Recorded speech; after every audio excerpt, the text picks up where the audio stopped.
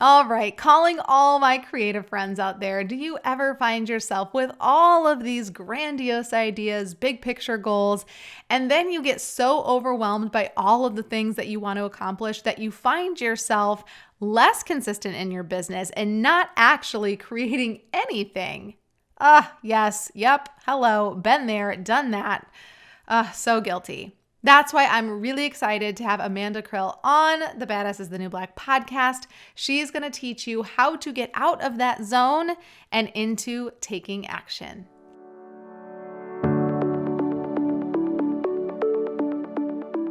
You're listening to the Badass is the New Black podcast. I'm Chrissy Chin, your host, here to teach you how to build an online business that you love and in a way that allows you to work a little bit less so you can enjoy a whole lot more. My hope is that you've showed up to today's episode ready to learn something new and will be inspired to take imperfect action in your business right away. I won't make you wait any longer. Let's dive in. Let's welcome Amanda Krill. She is an author, speaker, and a boldness coach. Her book, Mom vs. Debt, How I Paid Off $64K in Credit Card Debt in Under 3 Years Without Becoming a Stripper, is an Amazon bestseller and has been featured on NPR, ABC, NBC, Fox, and CBS. She has a passion for helping overwhelmed moms who are tired of living mediocre lives by teaching them how to tame the chaos of their everyday existence so they can start living a life they can't wait to get out of bed for every single day. Love it. What an intro. Love the without becoming a stripper part. I mean, hello. Yeah. No shade to strippers. Like if that's what you want to do, that's fine. But it was when I first told my story, I was interviewed by a website called The Penny Hoarder. And it's an unbelievable story. I mean, how do you pay off $64,000 in 3 years just from running your own business? And everybody's like, she was a stripper, she's lying, and just all. So I thought that was hilarious, and I just kind of incorporated it into the title. I love that. I love kind of taking real life jokes, inside jokes, turning it into the title of your book. It's eye-catching, it's grabbing, Yeah. it's funny. So like I imagine that like your personality is a little bit funny, maybe sarcastic. So I love that you can just kind of put that in there. So awesome. Love it. Love it. Love it. So we're going to dive right in today, just get to the juicy stuff for everyone that is listening. Thank you so much for being here. Thanks I for want to having me. start with your background, just how you got to where you are right now, because like most of the listeners, you probably weren't, or maybe you are, you're going to tell us if like entrepreneurship was in your blood from the day you were born or if it just kind of evolved. So let's hear your story a little bit. Well, to be honest, it definitely is in my blood. My grandparents were all entrepreneurs. My dad was the first one in the family to like have a real job, and he hated it, and he ended up starting his own business too. So it's definitely in my blood, but it's not something that I was planning on doing like at all. I have an English degree, but I've never used it for anything, and had kids by the time I was 25. Pretty much just planned on being a mom. Like I had no other real goal than just being a mom. And then I got bored because it turns out like there's nothing wrong with just being a mom. Like that's your only gig. But for me, a little bit of ADHD going on, and I need other things to do. Like I can't just sit around and, play with kids all day. Yeah, I can totally relate to that. And I've gotten in trouble for on Instagram saying just a mom. Oh boy. Some people don't take it very well, but I don't mean it in a negative way at all. But I mean, just some people need to do other things with their lives. Like that's just what it is. So. Absolutely. Totally not knocking. Yeah. Anyone not knocking. But if you're listening to this, then you have like, if you're listening to this, let's be honest, you have a desire for more, right? You have other passions. Okay, perfect. So keep going on.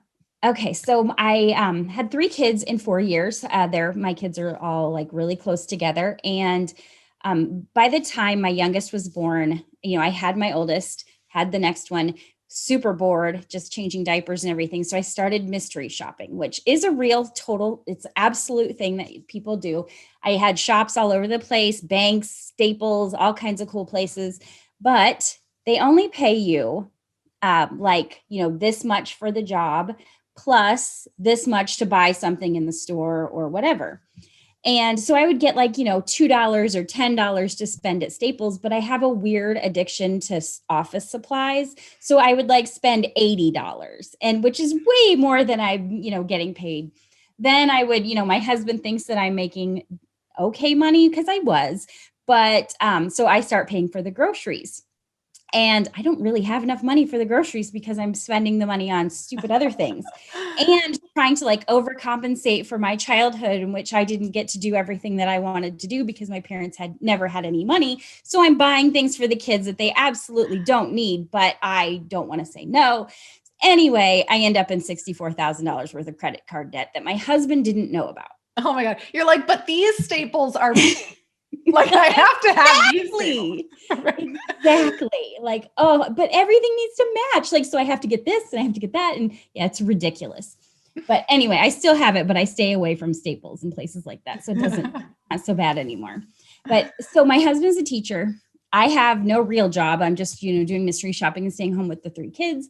And he hates his job at this point. Like, he hated being a teacher. He really only did it because that's what his parents did. And they kind of pushed him into it. And I'm like, how can I even tell him about this debt? Like, this is half of what we owe on our house. How could I ever put this on him? So I'm like, oh my God, I could not imagine like it was in my stomach that you must have had. It was awful. And actually, I really stuck my head in the sand for a really long time about it. Like, I would just pay the minimums, keep it going. And then at some point I was like, okay, this is probably way worse than you think it is. And you really have to like sit down, figure out how much you owe, and let's make a plan to get rid of it. And then when I realized it was $64,000, I was like, oh shoot, like, what am I going to do? Like, there's no way to do this. I have 3 little kids. The oldest is 3 years old. How can I even, I can't get a job. Childcare is so expensive. Like, what am I going to do? I have years before they even go to school.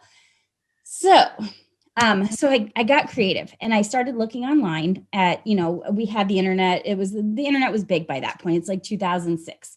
So I started looking at ways I could make money online. And I started, I have this English background. So I started writing for some different websites, getting paid here and there for stuff. And in my previous life before kids, I had worked at a TV station and I was a producer and administrative assistant for the director of the station. And I was like, I had heard the term virtual assistant and I was like, well, if I can do, I can do that. I have no idea what that means, but I can do that. So I started looking for things. And my first client I found on Craigslist, which I wouldn't recommend doing that now. But at the time it was like an actual place where you could find work. And I started working for him and he only paid me $8 an hour, but I could stay home with the kids and like, they weren't, I could make it work. Yeah. Found more clients, started working with some more people, ended up working with some pretty big names in like the internet marketing world and learned all kinds of awesome things. At one point, my main client was Marie Forleo, and she was like, I can afford you or I can afford a web designer. I cannot afford both. Do you think you can do this? And I was like, I have no idea. I don't know what WordPress even is. I have no idea how I'm going to do this, but I was like, yep, I sure can. Like, yeah, I'm a web designer. I can figure this out. So I did. And I ended up designing websites for other people and eventually put the virtual assistants behind me, went all in on web design and did that I still do that. So I've been doing that for the last 12 years and, was really paying my bills with just web design for a really long time. And now I've, moved into the boldness coaching, decided to write the book because the debt sucks, but it's not something to have shame about because so many people, everybody gets into debt in some way. And, I don't really even though it was $64,000, I really don't look at it as a mistake because if I hadn't gotten into debt, I wouldn't be where I am now, like at all. Like I never would have gone down this road. So it really was a catalyst that I needed. I needed that kick in the butt to get going in a different direction. And it's turned out amazing. I meet all kinds of awesome people. I've been to Italy. I've been to France. I've been to Norway for clients. Like it's just awesome the way things have turned out. So, and my husband ended up quitting teaching and like has his own business now too. So All That's good things. awesome. Okay, but we have to know, how did you break it to him and how did he take it? Oh, well, it was a really long time before I told him. I had it paid down to 48,000 before I finally told him. And so we, go to church on Sunday and we're sitting in church and every Sunday This I'm is the like, best time to tell him in God's well, house. I didn't tell him in church, but like every Sunday when I would go to church, I'd be sitting there and God's like, you're going to tell him. And I'm like, no, I'm not going to do it. Not telling nobody nothing. You don't, just mind your own business. I'm taking care of it. And then eventually it was just like, all right, I have to tell him. So I finally sat him down, told him. He was pissed. Like, he was so mad. He was like, we're getting divorced. This is ridiculous. I actually left and spent the night somewhere at his parents' house just to give him some space, and came back the next morning and he's like, all right, we can figure this out. It'll be fine. And then, I paid it completely off myself. And in the book, I talk about, it was more about me paying for what I had done, really. And a lot of people, told me I should have gone down the bankruptcy route. And I was like, but I did this. Like, I really did this mess and I really have to clean it up. And it's really like my responsibility. Can't put it on my husband, can't put it on somebody else. I did this and I'm going to fix it. And eventually, though, he got to thinking and he's like, wait a minute, how much money are you making?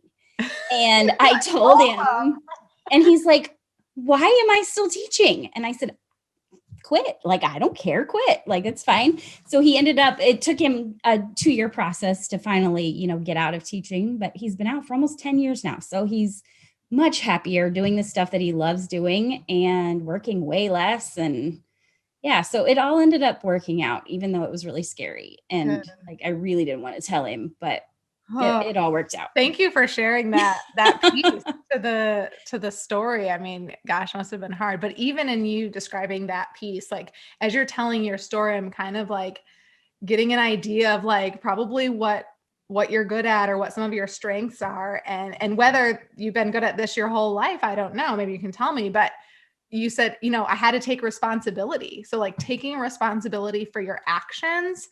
And then you said, like, I don't regret it. And I'm this way too. Like, lots of crappy things in my life, been divorced, like all that. Like, I don't regret any of it because it's taught me things. It's molded me into the person who I am. It's given me drive and passion to do what I do now. So I kind of see those similarities, and maybe some of our listeners can relate to that. So taking responsibility for your actions, not being ashamed of your past and letting it fuel you, I think is amazing. And then when you were talking about working for Marie Forleo and she said, well, I can't afford both. And you were like, yeah, I'll just learn how to do it. So like having that growth mindset versus a fixed mindset is so important. So those of you who are listening right now, if you don't know what a growth mindset is versus a fixed mindset, it's time to go read about it and then make sure that you're in a growth mindset path and not a fixed mindset, because you can't make it in entrepreneurship if you're fixed at all. No, you cannot. No. Okay. We are telling you right now, as your mentors, your coaches, your boss babes, you have to have a growth mindset. Okay. Love that.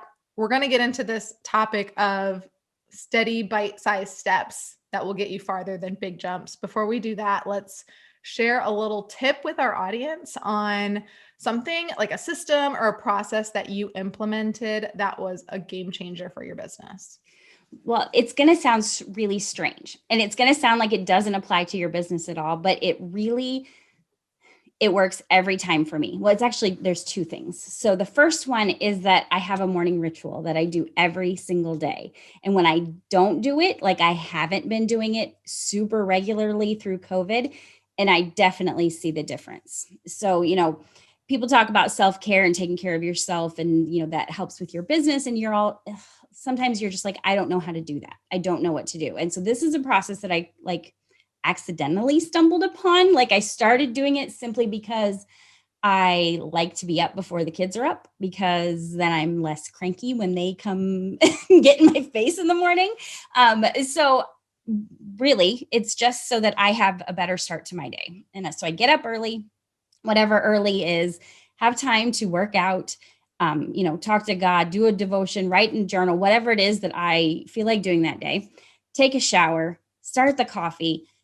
Then people start getting up and I'm already in a good mood. Like I'm already up and ready for the day. And I find when I don't do those things, when I wait and just get up 5 minutes before the kids do, or even I hear them up and that's why I get up, I'm cranky and mean and nasty. And it sets the tone for the whole day. When I do the ritual, everybody's in a good mood as they leave the house. And I'm in a good mood as I start my day. And when I don't do it, everybody's cranky. Nothing goes well. It's not a magical answer. It doesn't work like magic every time, but it absolutely sets a better tone for the day across the board. It works.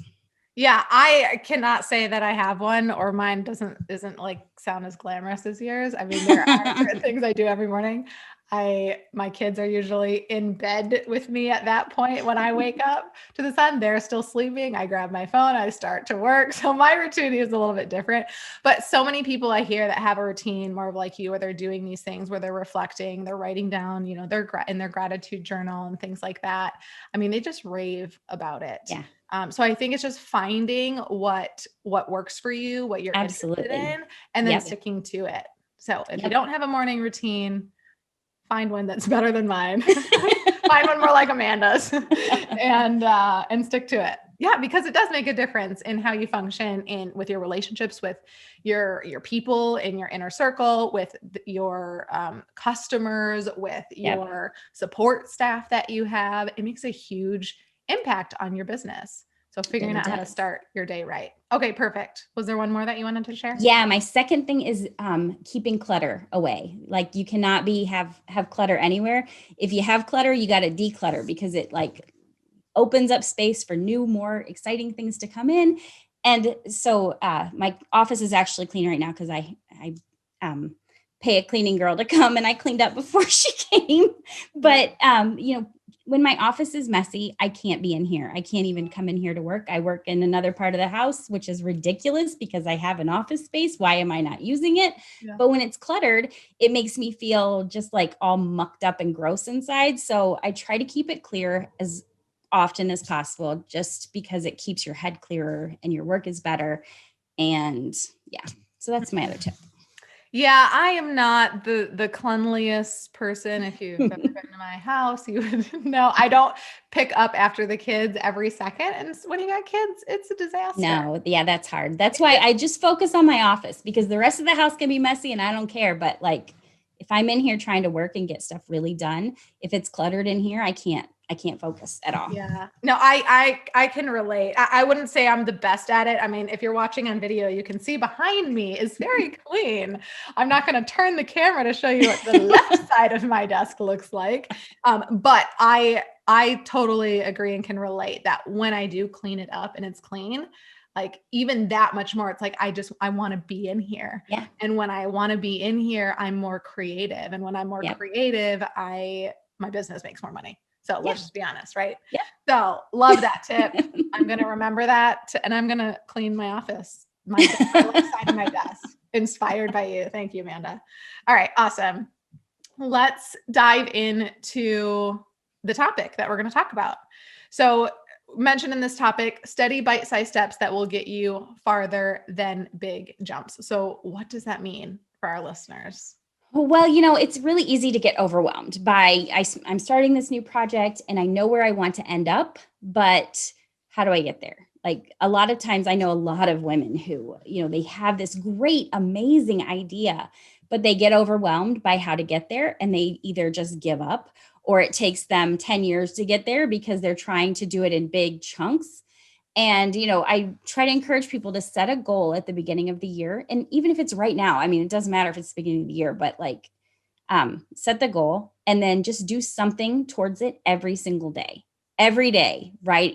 Doing whatever it is. So one of the things that I have going on right now is I'm writing a book, and it's in segments. So each segment is about a different bold woman throughout history.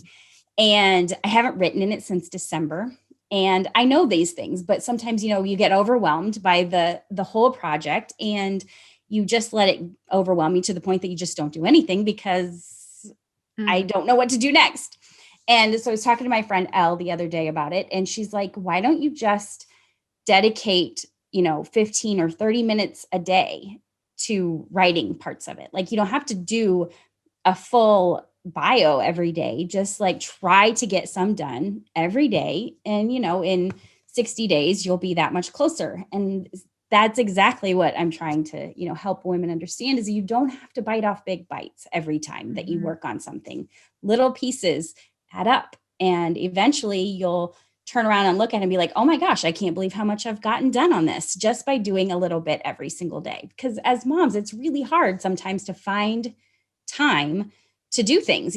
My kids are older and are teenagers now, so I have more time than I've ever had to work on stuff. But, there was a time when I had no time because the kids just needed attention all the time and had activities after school, and I had to be the chauffeur, and, just 15 minutes could really push you along. Absolutely. And I was reminded of this working with one of my private clients recently. We went over, basically we created her sales plan for the whole year and went over her product suite. So right there, that can just create a lot of overwhelm. And she sent me a message. She's like, I'm just feeling super overwhelmed. I think I need to skip the next meeting. And I was like, whoa, that's the worst thing you could possibly do is skip the next meeting. Right. I'm your coach. I'm here to help you get through this.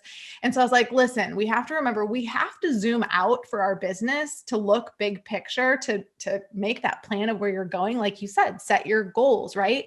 But then we have to zoom back in, or we're going to get overwhelmed with all of the things and distracted by all of the things. So then zoom back into that one thing. So like you said, okay, I'm writing a book, zoom back into that one thing and then figure out what is that next step. So your friend is totally on point with, okay, how many words is your book? And then so I'm working on writing a book too. And it is daunting. And I'm working with an actual amazing ghostwriter who I wish was ghostwriting my book, but I'm like, I can't afford you. You're amazing. But she gave me this tip of find out, how many words do you want your book to be? And then when do you want to release it by? Take that number of days, divide, the words by the days. And then, that's how many words you have to put on paper a day.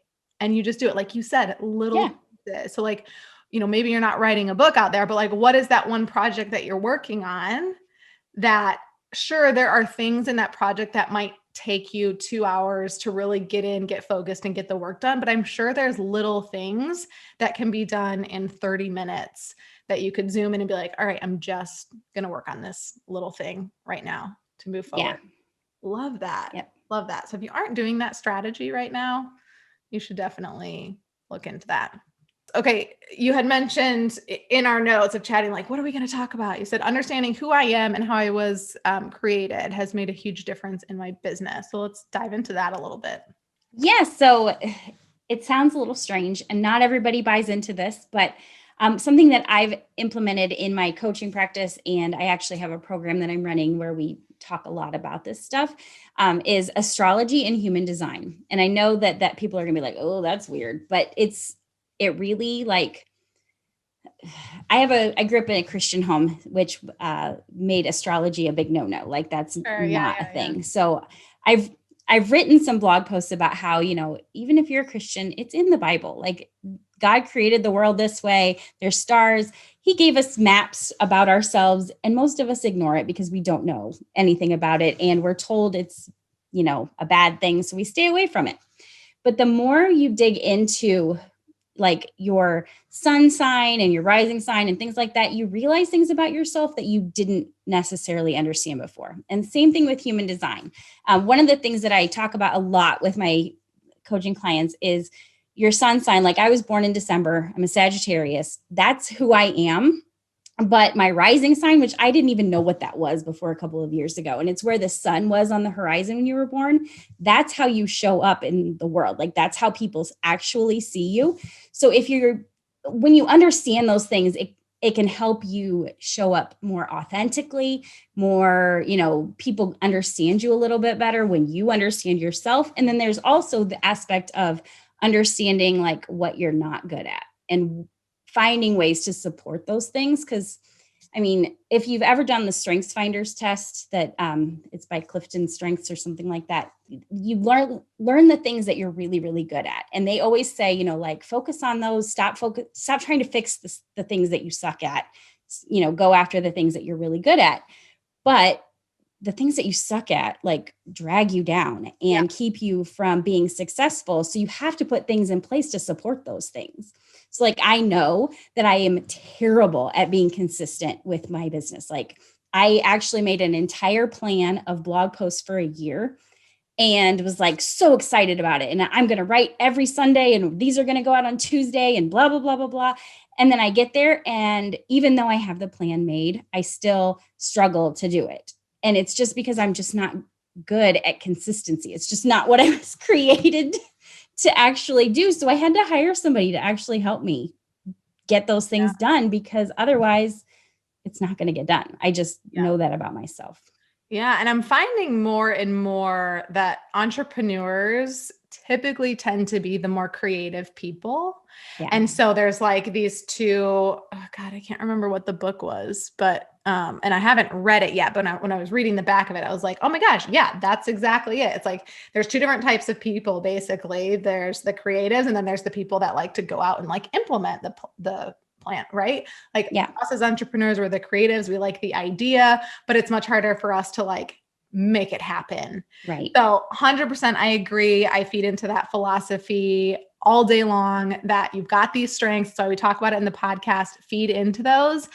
And then that's, what I love to do. And that's why we talk about systems and support.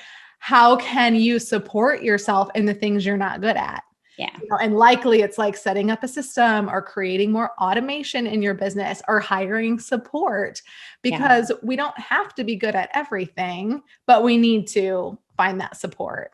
Absolutely. Love that. So what would you recommend in terms of like first steps to going to figure out and learn more about yourself in these things? Would just read your blog posts? Well, yeah, I mean, that's one way, but there's a lot of different things that I've learned to, or I've started using to, learn more about who I am and what I was created to do and like what I suck at and all this stuff. But it's mostly just like the Myers-Briggs stuff and finding out what your type is and what exactly, I'm an ENFP, so I'm very outgoing and, can make friends easily and get people to listen to what I'm saying.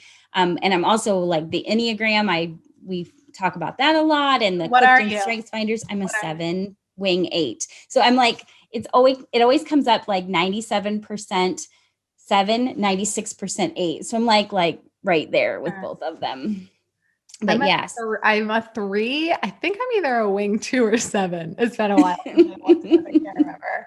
But things, when I do them, and I don't know if you can relate or anyone out there can relate, but when I do them, they feel super on point. I'm like, that's me, 100%. Yep. And I have found that the key to getting an accurate result is you have to be honest with yourself when you're There's no like, oh, but I wish I were this way. So I'm gonna put that. No, girlfriend, you got to be honest. You got to be like, shoot, dang it. Yes, I'm this one.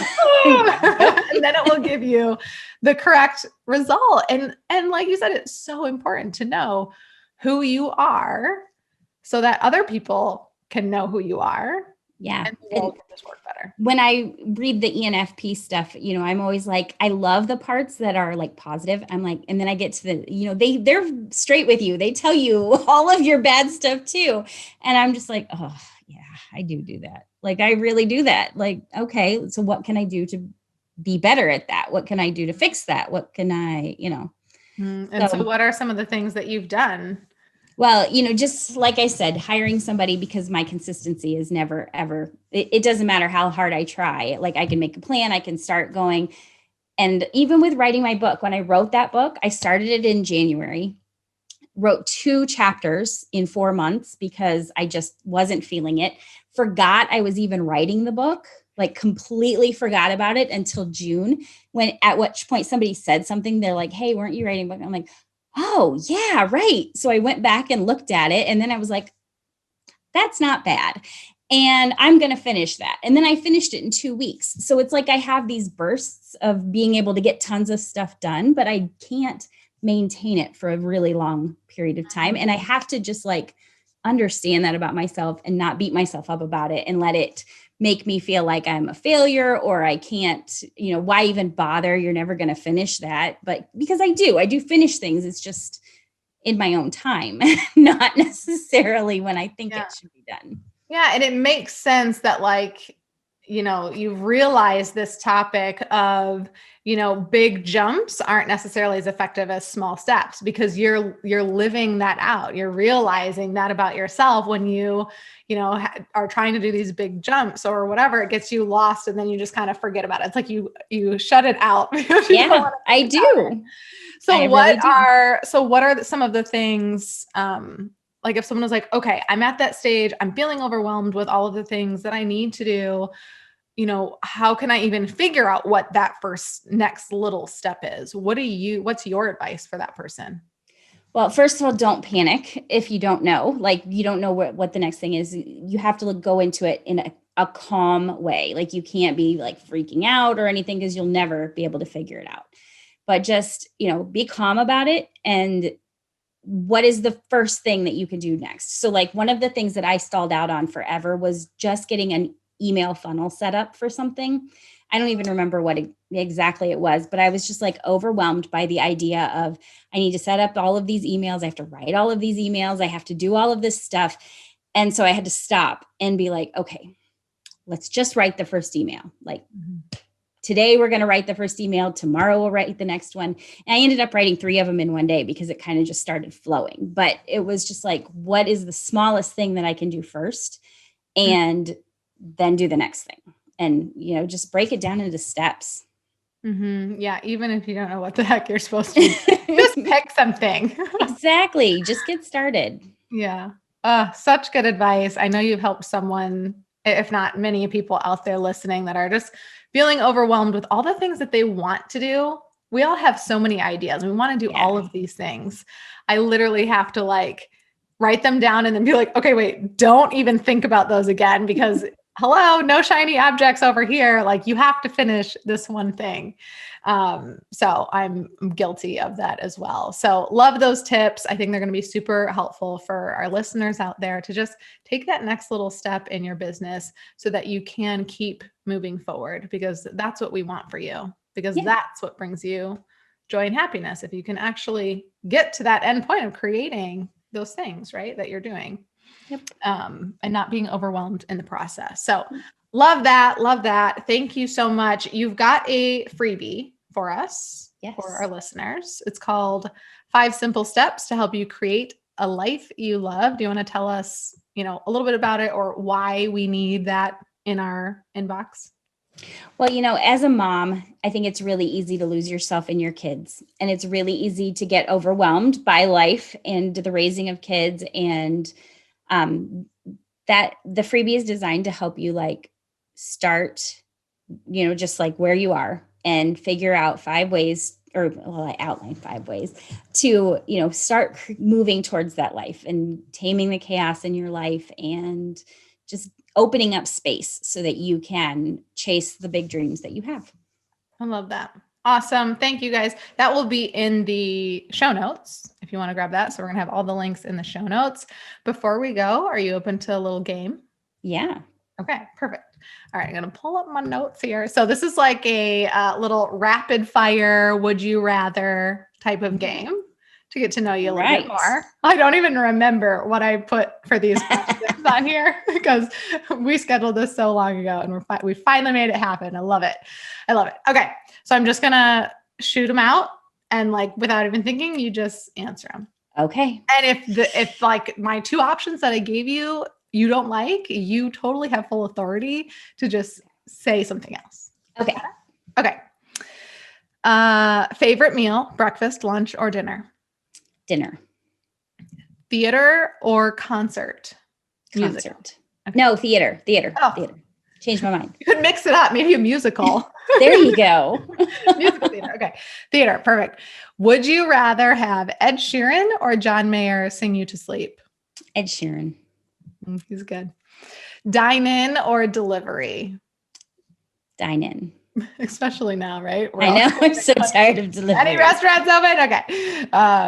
All right. Would you rather be in a feud with Kanye West or Nicki Minaj?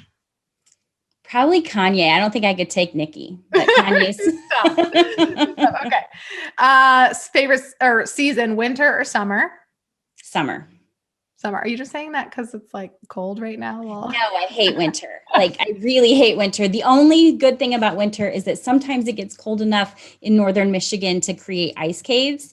And that's really fun and awesome. But other than that, I don't like winter. right. Like snow for a purpose. That's why I moved south. Get out of that cold weather. All right. Would you rather be friends with Jennifer Aniston or Jennifer Garner? Jennifer Aniston. Mug or thermos? Thermos. I can't drink it fast enough. It's got to stay warm. Same. Oh my gosh. So same. Okay. Toilet paper, over or under? Over. Okay. We can still be friends. Cool. Last one. Would you rather watch Keanu Reeves or Nicolas Cage? Keanu Reeves. For sure. Love it. Awesome. All right, Amanda, thank you so much for being here, for taking the time today to chat with us, share your knowledge with us, give us all of your tips. It's amazing. You guys can connect with Amanda. Where do you like to hang out most? Instagram, Facebook? Probably Facebook most, but I am on Instagram quite a bit too. So okay. Both. And we'll find you both there as Amanda Krill? Yep. Okay, so AmandaKrill. Yep. Oh, almost tricked you guys there. Almost said C. All right. Okay. And then you'll find all of her other links to all the things, her podcast, Just Boldly Go, links in the show notes there. Maybe we'll even put my episode of your podcast. Yes. Because guys, I got the privilege of being on that podcast. All right. We're going to put it all in the show notes. That's it. Thank you so much for being here. This was awesome and super Thanks fun. for having me. All right. We'll see you guys later. Bye-bye. Until next time, remember, done is better than perfect, my friend, and to channel your inner badass and take imperfect action every single day.